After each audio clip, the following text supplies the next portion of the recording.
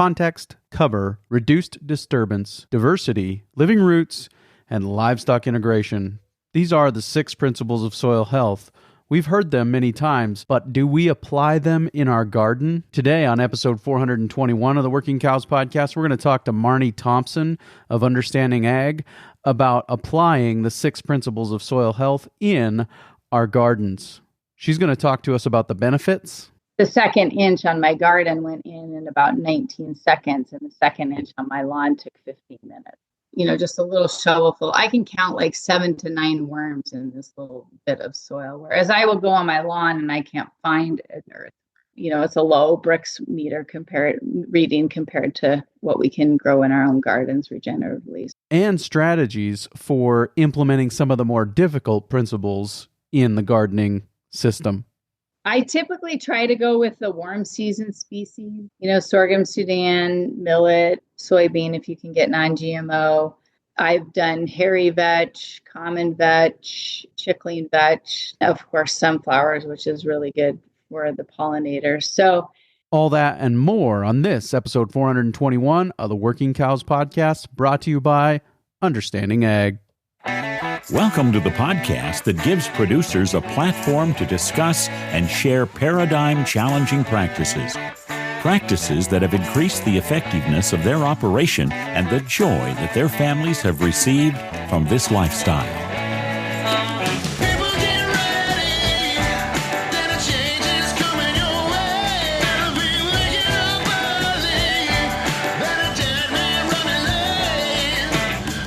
Howdy, everybody. It's Clay Connery, host of the Working Cows podcast, recorded exclusively in the Understanding Ag studios. Very excited to be joined today by one of Understanding Ag's own, Marni Thompson. She is a consultant with Understanding Ag, and she's going to talk to us today about applying the 6 principles of soil health in our gardens.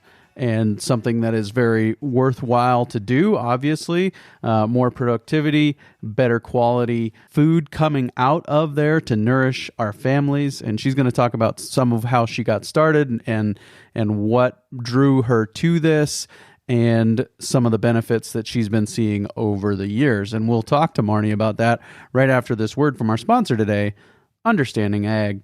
As farmers and ranchers, we've all heard pitches from ag consultants about the next great new product that will increase our yields, pounds, or animal performance. And each of those silver bullets comes with a price tag that you pay year after year, taking more money out of your pockets and putting it into someone else's. Our friends at Understanding Ag aren't out to sell you anything, but the knowledge to grow healthier soils, plants, animals, and profits. Their goal is to help you become your own best manager, a short-term client, but a long-term friend and partner on the road to regeneration. If you're still waiting for that next year that's going to be better, maybe it's time you give Understanding Ag a call. Check them out at understandingag.com. I know you'll be glad you did. Marni, thanks for joining me on the Working Cows podcast. Thank you. I'm excited about it. Tell me a little bit about your emphasis at Understanding Ag and kind of what you're focused on. So I started with Understanding Ag about 2 years ago. I've known Gabe Brown probably for 12 years in my other job, which I work for the NRCS in Montana. And so I do a broad variety of things. I have a degree in range management, but also work in my full-time job with dryland crop acres here in northern Montana, so I've done a lot with that. And then probably 14 years ago, I figured if I'm going to talk the talk, I better walk the walk. And so I started doing regenerative gardening. Sure. And has most of your consulting with Understanding Ag been focused on gardening, or is it broader than that? It's broader than that. I've done some cropland acres, some grazing stuff. And then just this last year, I started Green Thumb Chronicles on our YouTube channel. So it kind of just went through a gardening season with some of the stuff I've done. So that's where I've been working recently. Yeah, and we'll have links to that in the show notes page for today. And we're talking at an appropriate season to get people prepared for a year of regenerative gardening. And I was sharing with you before we do I don't know, I guess we do the hard part. We integrate livestock and do some bale grazing basically on our garden, but have yet to leave it undisturbed and plant into that. So I think we're doing some good things, but could definitely be better. So obviously, we're talking about the six principles of soil health as it relates to gardening. Is there one of those, and maybe it's obviously the livestock, but is there one that's particularly challenging? Well, I think minimizing disturbance is always hard for people. And then most important, I think, if you're going to minimize disturbances, you need to make sure that it is covered.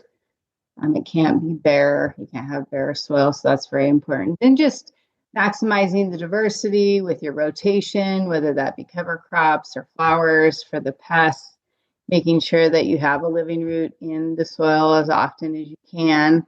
But probably the hardest one for people to get over is how do you minimize disturbance and not get the rototiller out? You said the cover is kind of the key to minimizing disturbance. What are some of the things that work well from that perspective? There's lots of ways to do that. I have a fairly large lawn, so I just use my lawn clippings. And, every time I mow my lawn, which probably isn't super regenerative for the lawn, since I'm removing all that carbon, but I do put that on my garden. And then I have used straw. I have horses, so I've used my old moldy hay. I have also in the fall, I gather up all my leaves on my garden or on my lawn and also put those. So it can be whatever you have on hand. I know a lot of people throw away their grass clippings or put them in the landfill. And so it just seems an easy thing to get on Facebook and ask your neighbors if they want to get rid of their lawn clippings. Yeah, sure. Are there things that you would recommend avoiding as far as cover is concerned? Yes. So not really avoiding, but be careful of if your neighbors have recently sprayed their lawn. You don't want to use those grass clippings. If you use straw, knowing what the farmer used on that as far as sprays, because there's residual and it will kill your plant. So those are the things to be careful of. You also want to be careful that it's not I like to mix the straw or the leaves with the green material so there's not too high of a carbon to nitrogen ratio. It will break down faster, especially when you're first getting started. Sure. Is there well, I guess it probably depends on how far you are into that journey, but is there kind of a ratio that you're shooting for as far as the new and the old material? Well, I think when you do no-till potatoes, it's better to have a high carbon to nitrogen ratio. So using straw is fine. The rest of it, I think maybe a 50-50 is what I like to do. And I have old stalks from my corn on my garden because I never, get rid of that stuff. And so along with the leaves and the grass clippings, it's probably 50-50. How often are you adding cover to your garden? I mean, it's not like a one and done deal each year. It's throughout the year, or what does that look like? Yeah, so when you first get started, obviously the biology isn't super active, and then as you get farther down the road, of course, you need to be watching it more carefully. But I apply it all through the growing season, and then in the winter, I really stack it up high. And it's amazing. Even through the growing season, I'm constantly looking. If I see bare soil, then that's where I put my residue. And in the spring, I think I have a lot of residue with all my leaves. And then pretty soon in April, I start seeing bare spots. And that's, as soon as I mow my lawn, that's where it goes. Like we've used different things in the past, and maybe this is not necessarily cover, but like taking manure from somewhere and spreading it that can have challenges with, we're talking understanding ag today. So forbs, not weeds. Right. Yeah. Chuck and I just talked about that. He said you get put on leave if you use the word weeds, understanding it. That's a good point. But yeah, so are there things to consider from that perspective of bringing in seeds that are still viable and some of those things, and how do you deal with that? That always is an issue with manure. Even with hay, I accidentally put some cruddy hay on it, and I had a bunch of cheatgrass, and so I had cheatgrass issues for a while. Regenerative gardening doesn't mean you don't have weeds, right? Right. You still have them, and you still have to do some hand picking. But the more cover you put on, the less weeds you'll have, because where there's bare soil, right, nature wants to cover it with a Band-Aid, and that usually is a weed. So I think the cover does help with the weed control. What about the living root piece of this? That seems like another one that would be a challenge. What are some ways that you like to approach keeping a living root in as long as possible? So there's a couple ways you can do that. You can do that with relay cropping, right? You can plant your cool seasons, and then once they, are done with, you can plant a warm season in behind that. I just try to have areas where, if you have your squash plants, then you have a lot of space in between them, and what could you plant there? And so I've done like millet seed, because that's easy, provides a seed for the birds, and it can be there the next year. But in some cases, that's fine with me, because I can just plant in between that, or I can just pull where I don't want it. If there's areas of my garden that I just don't get planted for whatever reason, I've planted cover crop cocktails. There's lots of options with that. I have also learned the hard way that it is good to have flowers in your garden. And so I have gotten like Phacelia and buckwheat, which are really good pollinators. And so I've planted those in my garden, and they just come up everywhere. And I just pull them where I don't want them, and where I have I don't have a plant planted, then I just leave them go there. I have a lot of sunflowers. Obviously, you plant them once and you have them forever. I pull them up where I don't want them, and where I need a living root, I just keep them. Let's take a quick break and hear a word from our sponsor today, the Soil Health Academy. We've been fortunate to feature some of the world's leading regenerative ag and adaptive grazing experts on our show, and many of those experts are farmer-rancher instructors for the nonprofit Soil Health Academy. This year, you'll have several opportunities to experience and profit from attending one of their remarkable on-farm schools and workshops. Whether you're interested in learning more about diversifying corn and bean rotations to increase profitability, merging multi-species and marketing, grazing on the high plains and in northern environments, regenerative farming and ranching, or enhancing profits and production in your beef or dairy operation, the Soil Health Academy has a school for you. One of the best investments you can make is in yourself. So visit www.soilhealthacademy.org to learn more and register. Financial assistance scholarships are available. Do you do anything that is going to overwinter, or plant anything kind of as the garden starts to wind down in the fall? Are you trying to get anything out there to have something that's going through the winter? I haven't. I know some people that have, like, you could plant a winter wheat, winter triticale, and then, that's going to come up in the spring. And then I've had Jay Fear out of Bismarck, who has used a blowtorch to burn that back, and then he plants right into that. So he's really maximizing the living root in the soil. I have not tried that yet. As far as the diversity piece is concerned, I think that's a rotation, right? I mean, part of the diversity is a rotation as far as where you plant your plants, where you plant your seeds every year, and then also using different areas for different purposes throughout the in a cycle. Is that kind of how you're approaching this? Yeah, so I definitely rotate my crops around in a different part of the garden every year.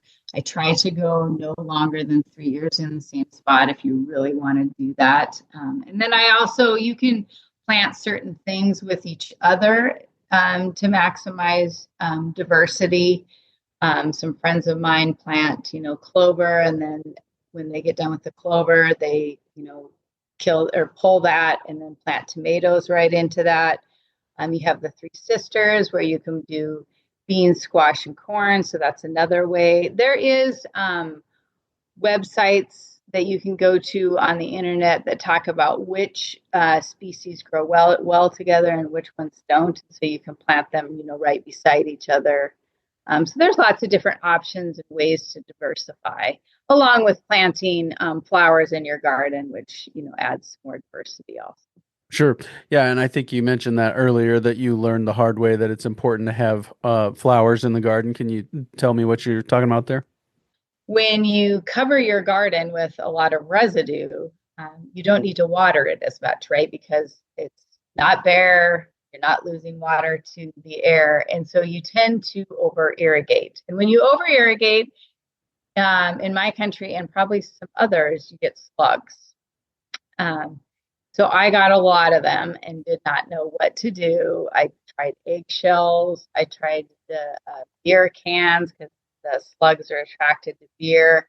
They go in the can and die. And my son loved those because we could, count how many we killed the night before. But so talking to some other people, they said, well, because I asked about the problem, and they said, well, you just need to bring in the predator insect, which is the black wasp, to your garden to help with the slugs.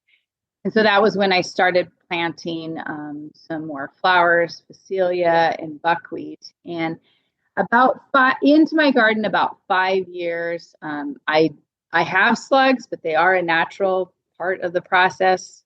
They're considered the shredders, so they shred the larger material for the other biology, but nowhere near what I had before.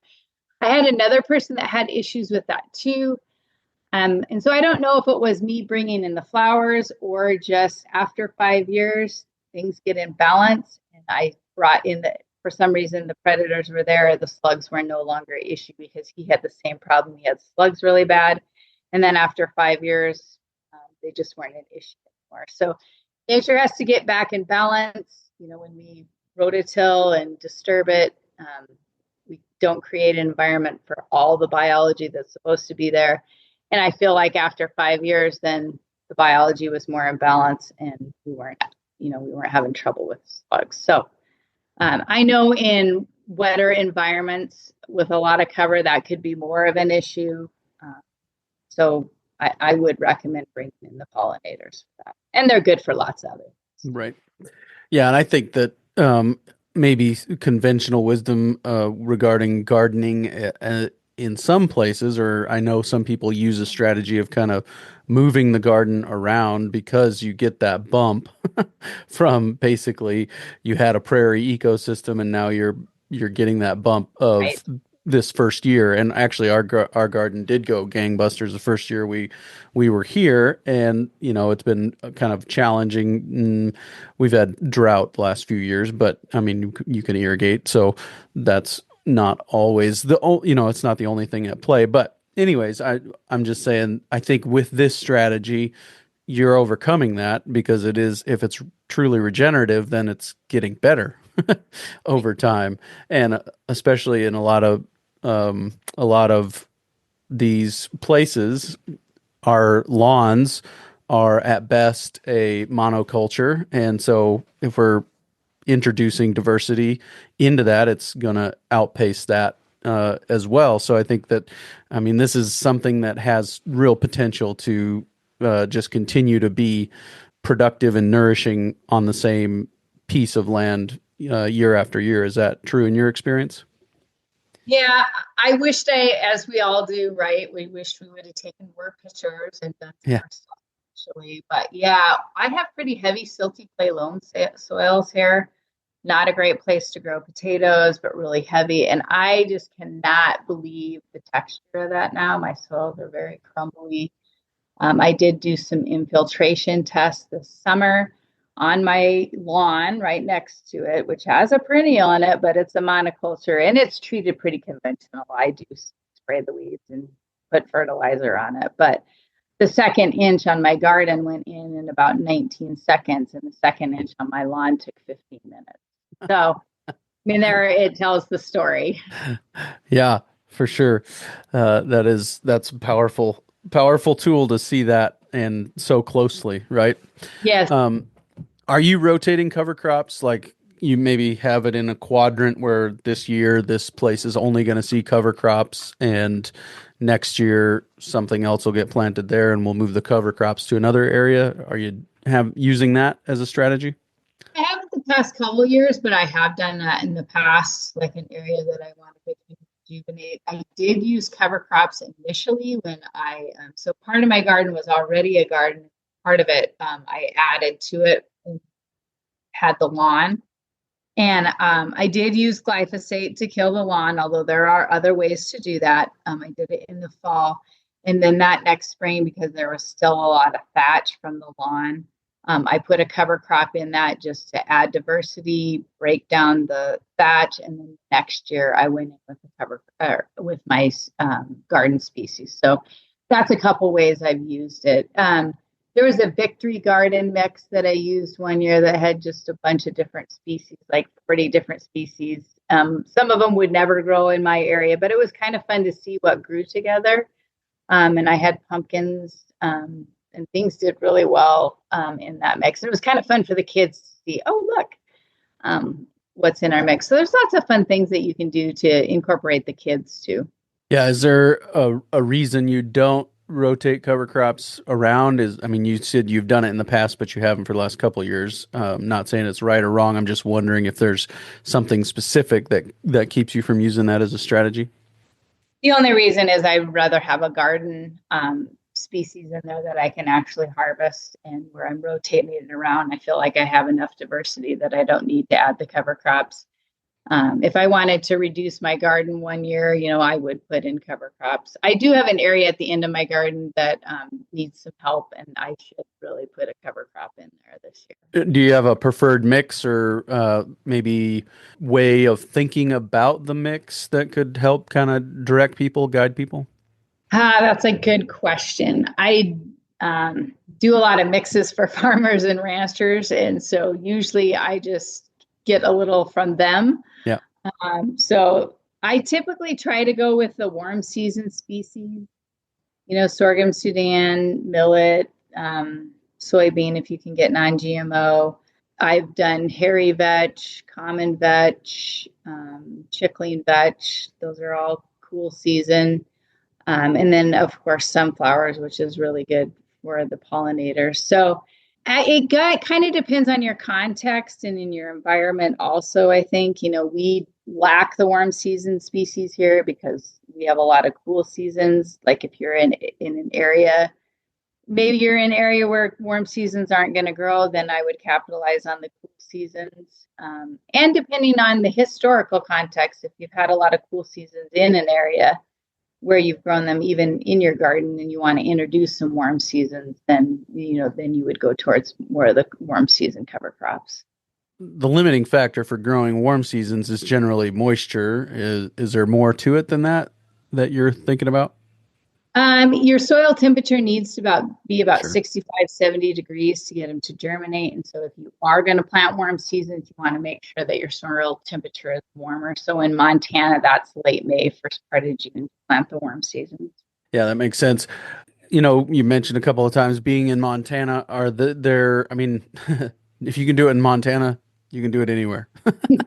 That's kind of what I think about this. But Yeah.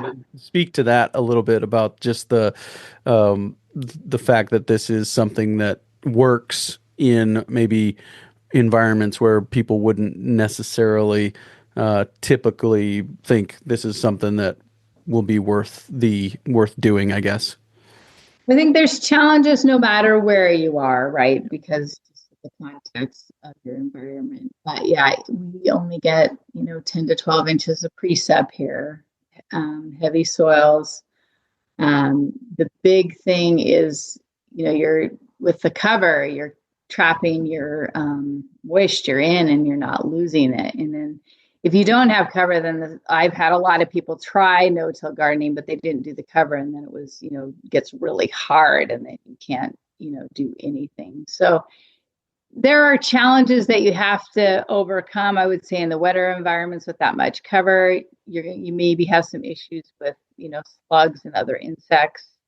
But as your soil improves and you get, more air and the microbiology in the soil, then I think you'll see those problems disappear after a while. Yeah. So Well, I mean, that's why they're called principles, right? Because they work everywhere, and they work everywhere for different reasons.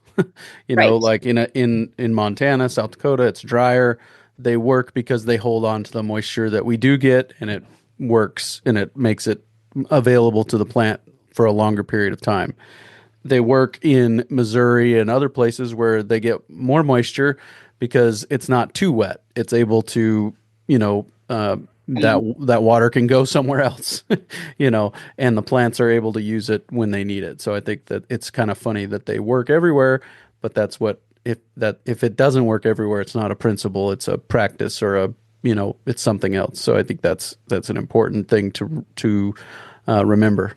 Yeah, and when you're, rototilling, of course, you're breaking down those aggregates and you're providing a lot of compaction. So in those wetter environments, compaction, you're not getting the air spaces in there. So you're just creating an environment for pests and disease also. And so it takes a while for the microbiology, the mycorrhizae fungi to create those aggregates again. So, the water can drain and it's not sitting there in an anaerobic environment. Yeah, and I know timeline questions are going to probably be a lot of it depends, but maybe just a more of a mindset of things to look for. And, I know I'm making progress because this is occurring.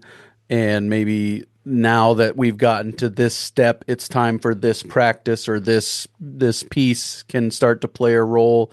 Are there kind of those benchmarks that you say, okay, now it's time for X practice or species to be introduced? A couple of things to look for are earthworms, of course, and they are in gardens anyway.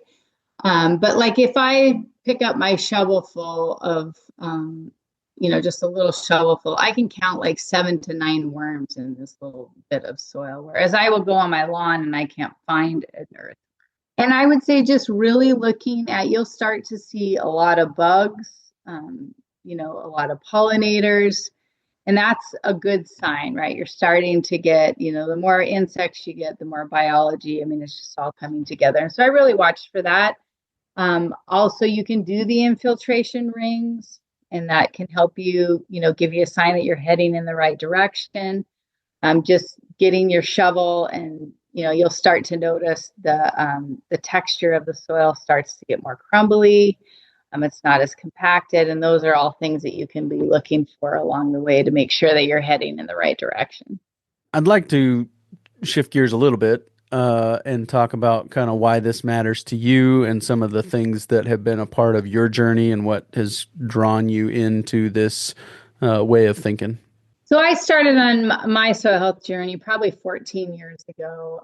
I was in Montana, Southwest Montana, and watched Ray Archuleta do the slate test, and it totally changed my whole career and got me pretty excited. And I've been able to, visit Gabe Brown's place and go to several places in North and South Dakota and just learn about regenerative agriculture. And I think what got me really started is, unfortunately, with the vegetables and fruits that we get in our grocery store, that when you find out how they're grown, just like I know how wheat and chickpeas and peas are grown here, you start to get worried about the things that are applied chemically on those plants. And so just the big thing was to provide my family with healthy, nutritious food that didn't have chemicals on it. I don't use any fertilizer, so I knew that what I was giving my family was good. And you can test that with the Brix meter. Tested, local vegetables at the grocery store, and most of them, have the same, it's a low Brix meter reading compared to what we can grow in our own gardens regeneratively. So that was the big thing. It was just about nutrition. And what about maybe some preservation strategies, or how are you making sure that you get to enjoy that produce for as much of the year as possible? That gets challenging. I do give a lot of it away to my neighbors. I don't use as much of it, but I, keep it in my garage during the winter. I have a insulated garage. And so I have squash still and potatoes and onions.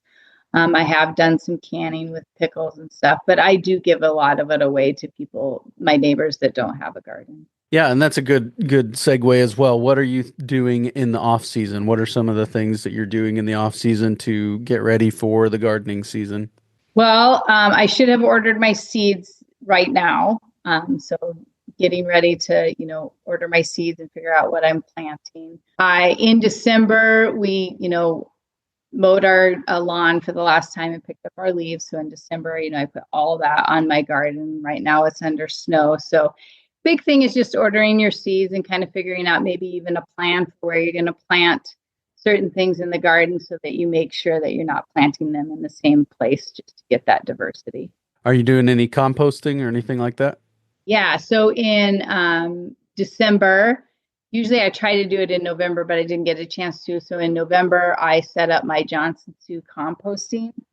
And so that's cooking in my garage right now. And it's a little bit cold. I have not been able to add my worms to that, but they are ordered. So yeah, I do that Johnson Sioux, which is a static compost method. The static favors the mycorrhizae fungi more because mycorrhizae fungi do not like disturbance. And so I have a Johnson Sioux compactor. It's like on little wheels. It's just a very small version of that. But yeah, I'm cooking that right now.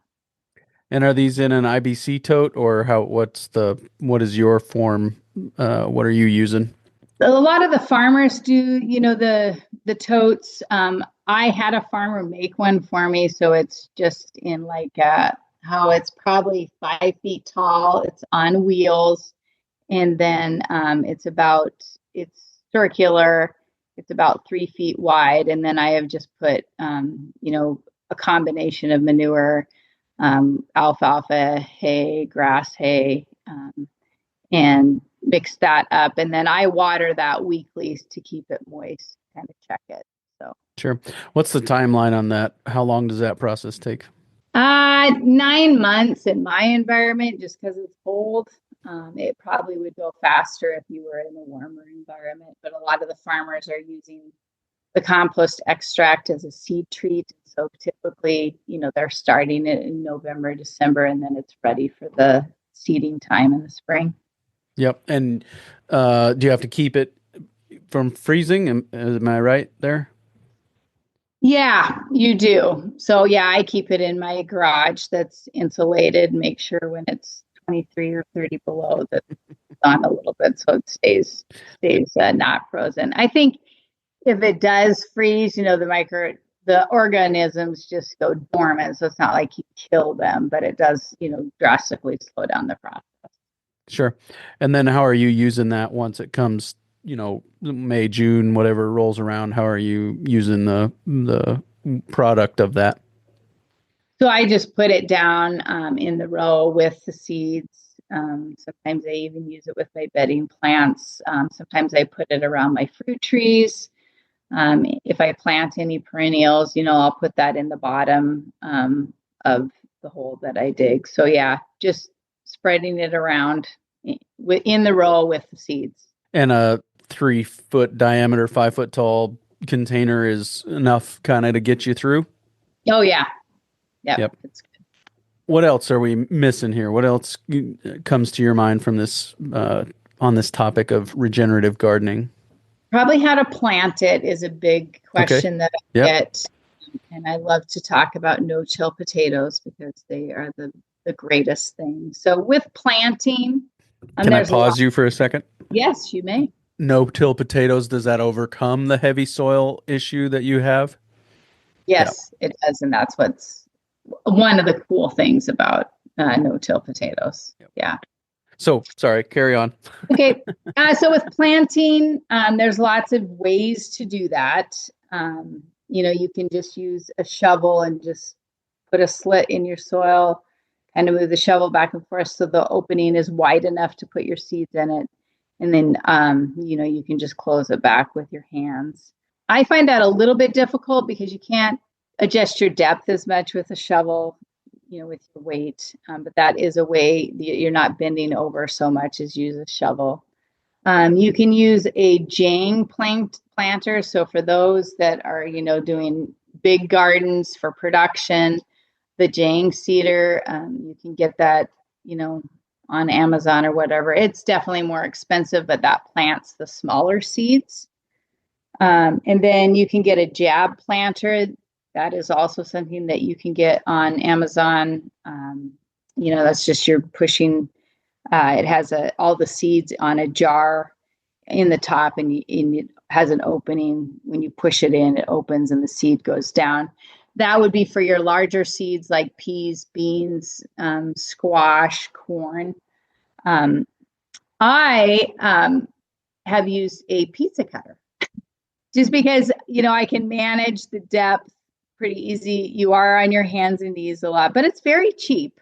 And you have it in your kitchen. And so I have just used that almost exclusively just because that's what I've gotten used to. And I didn't have anything else and it was cheap. So that's what I used. So, and then I just, make a slit, kind of move the pizza cutter back and forth, open it, the hole or the row. And then I just press it back with my hands and then I add residue right back over that. So those are some of the ways that you can plant, and it's pretty easy. How are you deciding when it's time to water in this system? And that is something that you do need to be careful. I'm just going out there and moving the residue aside and seeing if the soil is wet or dry. Mm-hmm. Yep.